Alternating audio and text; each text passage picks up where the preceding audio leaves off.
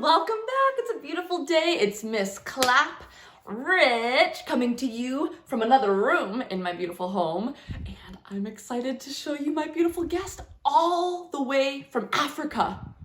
What is this little guy? He's really little right now, but these guys in real life are huge. They have no natural predators, which means they have no animals that can actually hurt these guys because they are just huge. Do you know what this is called? He's got a big horn on the front.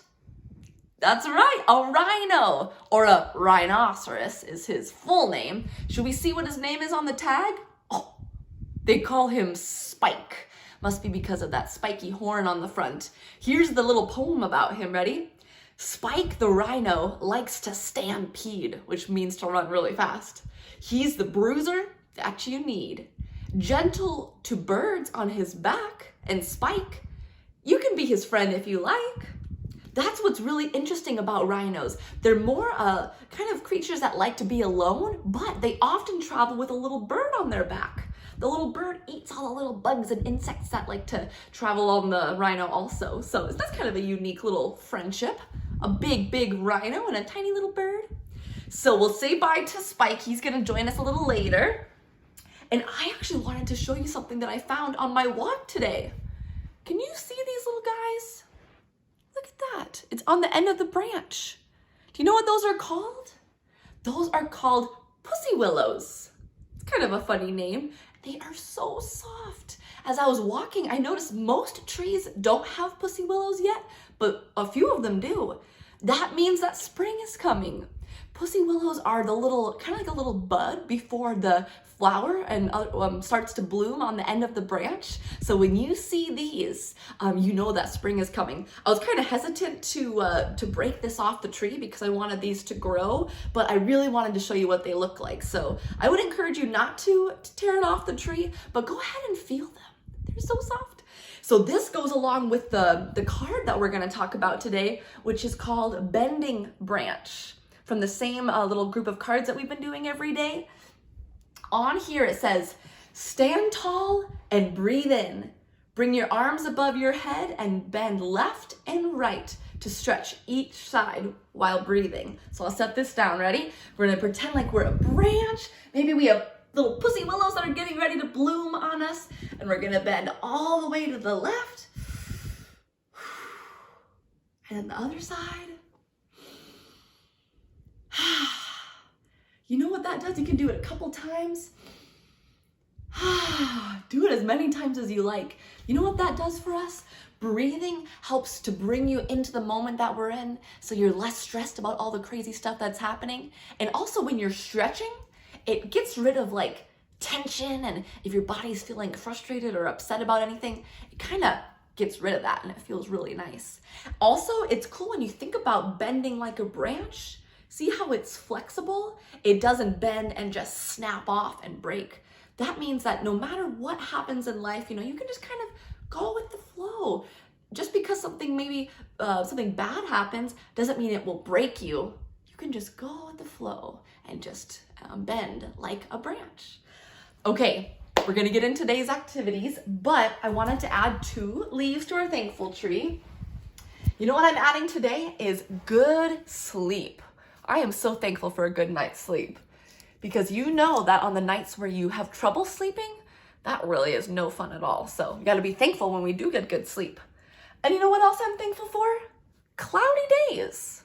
It's fun to have the sun out just about every day, but remember last summer when it was so hot and it was sunny every day? A cloudy day was actually kind of a little treat. We have to have a variety, because if we have only cloudy days or only sunny days, that's no fun. So today was kind of cloudy out, so I wanted to put that. I'm thankful for a cloudy day every now and then. And one last thing I wanted to point out, we made this yesterday, about filling your own bucket and writing good things about yourself so that you can say these things. I am funny, I am curious, I am energetic and thoughtful. Things that fill your bucket. So if you didn't get to watch yesterday's video, go ahead and I'll teach you how to make this awesome lion and have it write all kinds of good things about yourself, okay? So today, we're finally gonna finish the bucket filling book. because the last 2 days we've been talking about filling your own bucket, which is so important because you have to be kind to yourself before you can be kind to others. So the last few pages of the book are all about being kind to others and filling their buckets. So here we go. It says, all day long, we are either filling up or dipping into each other's buckets by what we say and what we do. Try to fill a bucket and see what happens. You love your mom and dad. Why not tell them that you love them? You could even tell them why. Your caring words will fill their buckets right up. Watch for smiles to light up their faces. You'll feel like smiling too. A smile is a good clue that you have filled a bucket. You're trying to think, did I fill their bucket? If they're smiling, that's usually a pretty good indicator. It says, if you practice, you'll become a great bucket filler. Just remember that everyone carries an invisible bucket, and think of what you can say or do to fill it. Now here's some ideas. Here are some ideas for you. You could smile and say hi to the bus driver. He has a bucket too. I know we're not taking the bus to school anymore right now, but next school year you can remember to do that. You could invite the new kid at school to play with you. Or maybe, and since you can't play with your friends right now, you could ask your parents if you could call your friend and make sure that they're not lonely. You could write a thank you note to your teacher. You could still do that right now and put it in the mail to them, or have your parent help you write an email to your teacher. That would really fill their buckets. You could tell your grandpa that you like to spend time with him. There are many ways to fill a bucket. And again, I know that we're not able to spend time with all our family members right now, but even just calling your grandparent would make them feel good. Bucket filling is fun and easy to do. It doesn't matter how young or old you are, and it doesn't cost any money. It doesn't take much time. And remember, when you fill someone else's bucket, you fill yours too. When you make someone else feel good, it makes you feel really, really good. When you're a bucket filler, you make your home, your school, and your neighborhood better places to be. Bucket filling makes everyone feel good. So why not decide to be a bucket filler today and every day? Just start each day by saying to yourself, I am going to do something to fill someone's bucket today. And at the end of the day, ask yourself, did I fill a bucket today? Yes, I did. That's the life of a bucket filler. And that is you. I know you're a bucket filler and you like to do good things for people. So I have an activity for you so you can try to fill some people's buckets in your home, because I was asking myself this question: whose bucket can I fill today? And right now things are a little bit different for us because we're not going to school, we're not going to the store, and we're only mostly spending time with the people that live at home with us. So I was thinking the people whose buckets you can fill are the adults at home. Maybe it's your parents, grandparents, aunt and uncle, whoever it is, the adult that you live at home with. Your siblings, because you're spending a lot of extra time with them since you're not at school right now. And the last one, maybe even your neighbors or family that you don't live with. There's still a way that you could fill their bucket. So what I was thinking for the people that you live with, the adults at your home and your siblings, you know what we're gonna do is we're gonna make a really fun little coupon book, something that you can do. I'll show you, you'll write little things on there that'll fill their bucket. So we'll do that in just a moment, and that's the last activity. But also when it comes to your neighbors or family that you don't live with, since you can't spend time with them right now because we're all trying to stay healthy, give them a call. Call your grandparents or call your elderly neighbor and say, hey, are you doing good? What are you doing today? And just make sure that they're not lonely. Can you imagine being in a home all alone all day? Some people who are older that live by themselves, nobody calls to check in on them. So that would really fill their bucket.